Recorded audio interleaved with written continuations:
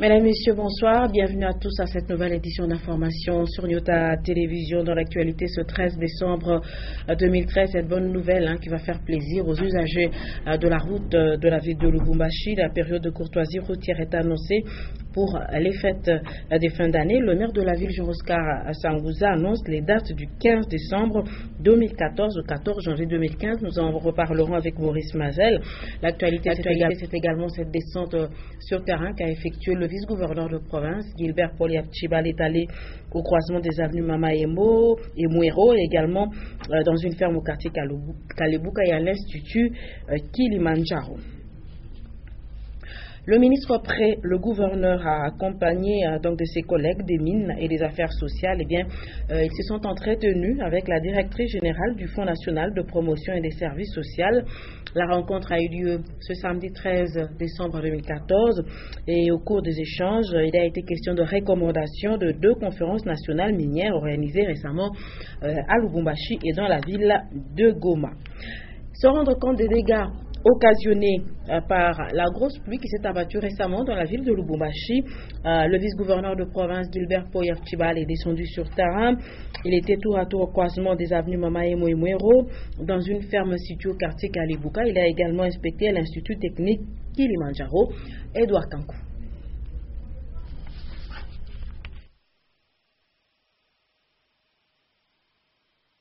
Prendre compte et évaluer les dégâts de la dernière pluie qui s'est abattue sur la ville de Lubumbashi.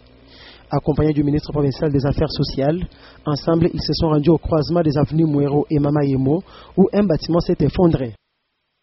Nous venons de voir l'école. C'est une façon de compatir avec tout ce qui est arrivé. Ce n'est qu'un échantillon. Il faut que le gouvernement puisse se saisir de tous les cas pour avoir ce qu'on peut faire. On ne peut pas se baser d'un échantillon et nous disons voilà la solution. Donc il fallait venir voir, c'est compatir avec nos amis qui ont perdu leur bien. Cher le ministre des Affaires sociales, le conseiller médical du gouverneur. Vous avez vu avec nous et le reste, nous allons faire rapport au gouvernement. D'autres dégâts ont été enregistrés au quartier Kalebuka. La toiture d'une construction dans la ferme d'un particulier a été emportée par les vents violents qui accompagnaient la pluie. Le numéro 2 du Katwanga est passé également à l'Institut technique Kilimanjaro.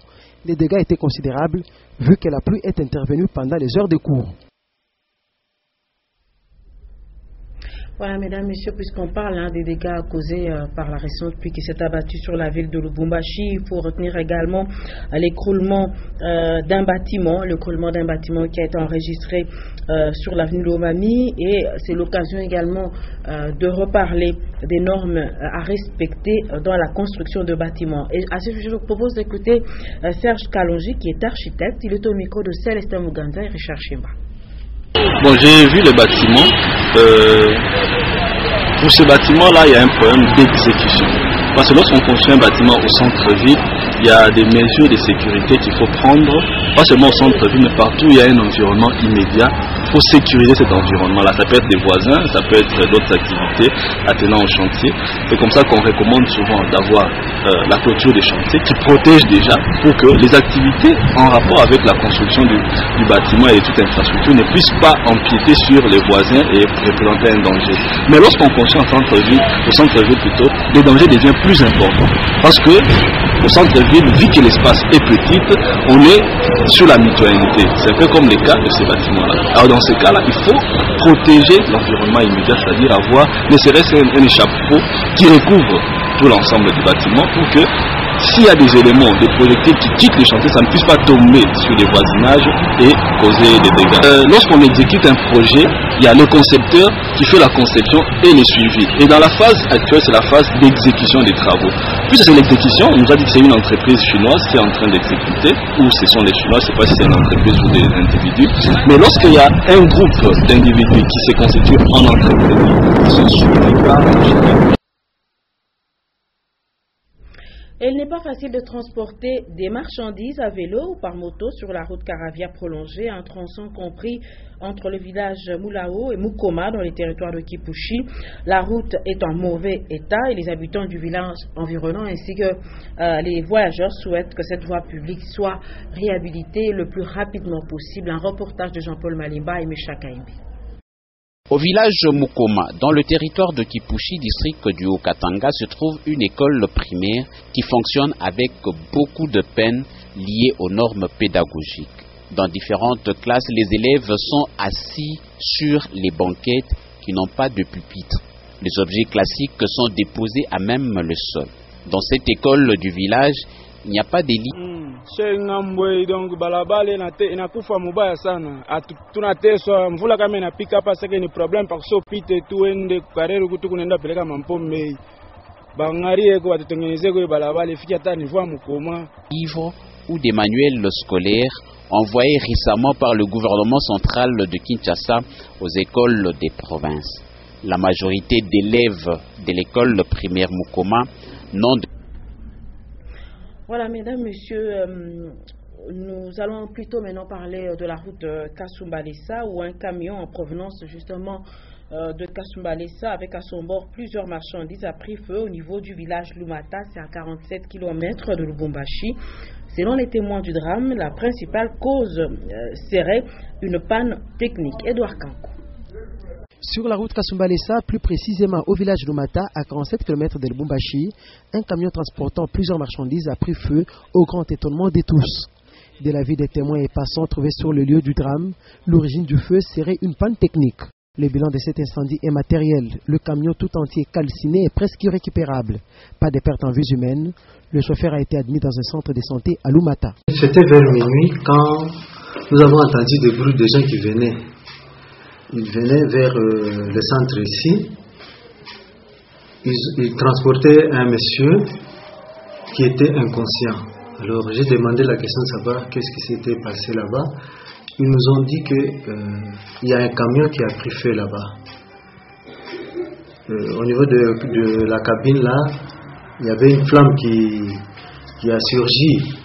Maintenant, quand on est arrivé avec lui, nous l'avons accueilli. Il était accompagné avec beaucoup de messieurs. Alors, nous l'avons accueilli. Il était inconscient. On a essayé d'évaluer les signes vitaux. Bon, c'était normal. C'était seulement le choc qui lui avait un peu fait perdre sa connaissance. Après les soins qu'on lui a donnés, il s'est rétabli. Il faut signaler que ce camion provenait de la cité frontalière de Kasumbalesa avec une importante quantité de marchandises. Et le maire de la ville de Lubumbashi, Jean-Oscar Sangouza, a annoncé la période de courtoisie routière pour les fêtes de fin d'année. Cette période tant attendue par les usagers de la route de Lubumbashi va du lundi 15 décembre 2014 au 14 janvier 2015 et c'est une mesure qui émane de l'autorité provinciale Maurice Mazel.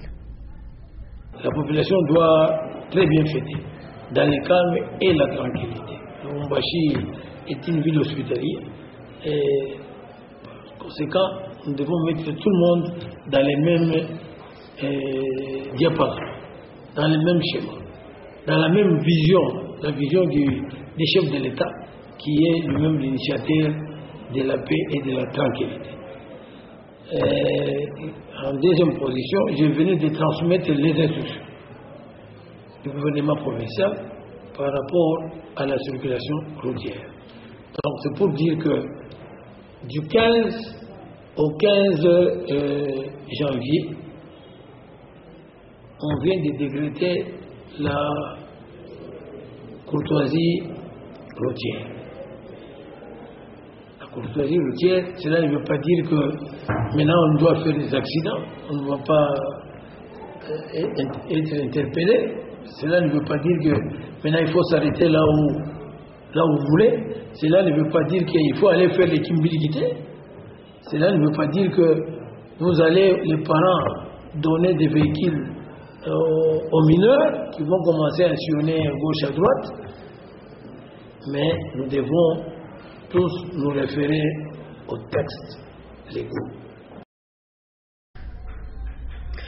Le souci de protéger toutes les superficies d'hectares de la concession du projet AFODEC dans les territoires de Kipushi, eh bien, cette préoccupation a fait l'objet des échanges organisés au village Mukoma ce 12 décembre, échanges organisés par le membre donc, de ce projet, un projet qui est appuyé par l'Union européenne. Il s'agit d'améliorer la sécurité alimentaire, mais également de lutter contre la déforestation. Jean-Paul Malimba, Mesha Kaimbi. Améliorer la sécurité alimentaire des populations urbaines et rurales du territoire de Kipushi et limiter la déforestation issue de la production de charbon de bois sont les défis des membres du projet AFODEC. Ce projet a organisé ce vendredi 12 décembre une rencontre au village Mukoma dans les territoires de Kipushi. Objectif, analyser les problèmes liés au conflit foncier et traçage de la concession située à 19 km de Lubumbashi. Les gens viennent de la ville en prétendant avoir des titres, etc., alors que nous sommes en possession de contrats d'occupation provisoire et ça fait beaucoup de désordre, ça bloque beaucoup le projet. Donc vraiment, il faut qu'on y s'aide. Les conseillers du ministre de l'Environnement et Agriculture, le chef des divisions de la circonscription de Kipushi, ainsi que le chef du village et l'avocat du projet AFODEC ont pris part à cet échange. L'Institut supérieur de commerce ISC Lubumbashi a célébré la journée de l'arbre et le temps a été donné par le directeur général, le professeur Raymond Mandé. Tout le monde a mis en terre une planture et cela sur l'ensemble du site de l'ISC Lubumbashi. Un reportage d'Edouard Kankou. C'est sous l'arbre que l'Institut supérieur des commerces ISC Lubumbashi a lancé la campagne de plantation des arbres toujours en marge de la journée internationale de l'arbre, célébrée le 5 décembre dernier. Une initiative des femmes travailleuses de l'ISC Lubumbashi, encouragée par le directeur général de cette institution, le professeur Raymond Mandemutombo, qui en a donné le ton. Voilà, nous tous nous y allons. Cher arbre, voilà que nous te mettons sous-sol pour consolider le site, croître, afin de produire l'oxygène pour la respiration de nous tous, qui contribue alors au conditionnement climatique. Puis viendra le tour de la présidente du comité des femmes travailleuses. Elle sera imitée par les visiteurs, le corps académique et même les étudiants. Pour le directeur général, le site de l'ISC Lubumbashi doit devenir un parc et l'arbre jouera un rôle capital. Le ministre de l'Enseignement supérieur universitaire a voulu que les sites universitaires sur l'ensemble du pays soient dotés des arbres afin de protéger ces domaines universitaires. Donc l'ISC Lubumbashi a procédé à s'acquitter de cette attente du ministre en plantant les arbres aujourd'hui. Même les tout petits ont planté l'arbre sur le site de l'ISC Lubumbashi à la grande satisfaction de tous. L'église Bonne Sémence a lancé officiellement les activités, et cela ce samedi 13 décembre 2014, les activités de l'ASBEL, Fondation Bonne Sémence pour le développement. Et c'était l'occasion également de rendre public l'adhésion de cette ASBEL au parti politique PPRD. Jean-Claude Mbal et Mesha Kaimbi. Mnasoma kitabu ya Hagai, mtaona kama Mungu mkusema katika kinywa cha Hagai anasema, weye Zorobabel, simama, amuka, réveille-toi, amuka. Na weye Yoshua, mkuhani mkuu, amuka. Na watu wote, taifa yote iamuke na mtumike, na mimi niko pamoja nanyi. Donc Mungu anapenda tupate kutumika, na yeye peke anasema nitabariki kazi ya mikono yenu. Hatuwezi kuikala kwa kanisa mpaka kuomba na kuhubiri. Tunapaswa vile kucréer bitu bingine juu ya. C'est ce samedi 13 décembre que viennent d'être lancées les activités de la Fondation Bonne Sémence pour le développement. Une ASBEL dont les fondateurs est le révérend docteur Kalonda Bin Barwani. Ce lancement coïncide avec l'adhésion de cette organisation au Parti du Peuple pour la Reconstruction et le Développement, PPRD en sigle. Nous avons voulu saisir de cette occasion, nous référant sur la vision que le chef de l'État a donnée il y a de cela quelques années en arrière, ce qu'on appelle les chantiers, les 5 chantiers, que d'autres personnes disent les 5 chantiers du chef de l'État. Moi, je crois que c'est les 5 chantiers de la République, mais prononcés ou publiés par les chefs de l'État. Alors, c'est à chacun de nous. Celui-ci saisit ici, l'autre saisit là-bas pour l'aider, afin que cette vision puisse arriver à ses objectifs. Et nous avons voulu monter une fondation qu'on appelle la Fondation Bonne Semence pour le développement. Pour cette fin, plusieurs cadres de ce parti politique sont présents. Parmi eux, Véronique Ayow, la secrétaire générale en charge du social et association. C'est elle qui remet les insignes du parti à l'initiateur du projet. À noter à cette double cérémonie la présence de Nestor Ebondo, premier président de la Cour suprême de justice. Voilà, mesdames, messieurs, nous nous excusons pour ces quelques soucis techniques que vous constatez par rapport à certains de nos reportages. Et je vous le disais en début de journal que le ministre près le gouverneur, accompagné de ses collègues des mines et des affaires sociales, eh bien, ils se sont entretenus avec la directrice générale du Fonds national de promotion et des services sociaux.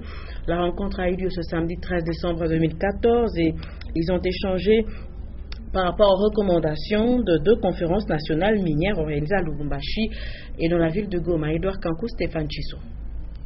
En savoir plus sur l'exécution des recommandations formulées au cours des 2 conférences nationales minières à Lubumbashi et à Goma sur la responsabilité sociale des entreprises minières, c'est l'essentiel de la réunion qui a mis autour d'une même table 3 membres de l'exécutif provincial du Katanga et la responsable du Fonds national de promotion et des services sociaux.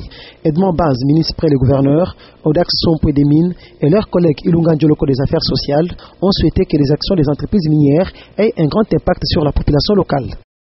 C'est que l'État doit s'assurer que la responsabilité sociale des entreprises se fait dans le cadre de la réglementation établie en République démocratique du Congo.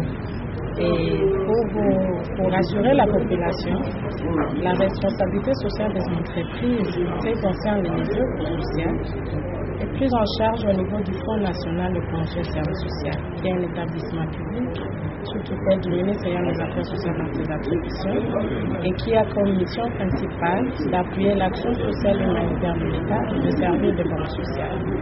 Et donc, cette mission concerne la sensibilisation des opérateurs miniers qui déjà, au niveau de leurs entreprises et de leurs exploitations, ils prévoient des fonds sociaux pour participer à l'amélioration de vie des populations affectées par l'exploitation. Les 2 parties ont convenu de mettre sur pied un comité qui va assurer le suivi et planifier le contrôle et l'évaluation des actions sociales des entreprises minières œuvrant en province. Voilà, mesdames, messieurs, dans le souci de la recherche d'un climat apaisé avant que le Saint-Éloi Lupopo ne soit à nouveau programmé pour jouer ses matchs de la Linafoot, eh bien, le maire de la ville de Lubumbashi a organisé une réunion ce samedi 13 décembre 2014 avec la Linafoot, le Saint-Éloi Lupopo et la presse sportive. Objectif, faire en sorte que la paix règne pour une bonne pratique du foot. Je vous propose d'écouter le maire de la ville de Lubumbashi au micro de Guillaume Kazadi. Nous voulons qu'il y ait la paix, nous voulons qu'il y ait le calme dans la ville de Lubumbashi. Voilà, nous en tant que numéro 1 de la ville, nous avons dans nos prérogatives la protection des personnes et leurs vies, la sécurisation des personnes et leurs vies. Les sports, y compris. Vous savez que dernièrement, il y a eu beaucoup de problèmes, il y a eu même mort par rapport au match au Sangara. Il était que normal, après ça, on fasse les valoriser. Et aujourd'hui, il était question que nous puissions nous mettre autour de table pour trouver des voies et moyens de pouvoir, à l'avenir, qui est le cas quand il y a un match de football, qui est le fair play quand il y a un match de football à Lubumbashi. Le championnat va se poursuivre à Lubumbashi. On n'a pas bloqué le championnat. Le championnat va se poursuivre. Et ici, nous sommes dans une phase de pouvoir réorganiser les choses. Il y a eu ce qu'il y a eu, on laisse la justice continuer son travail. Il y a l'Assemblée provinciale qui a été saisie, qui continue.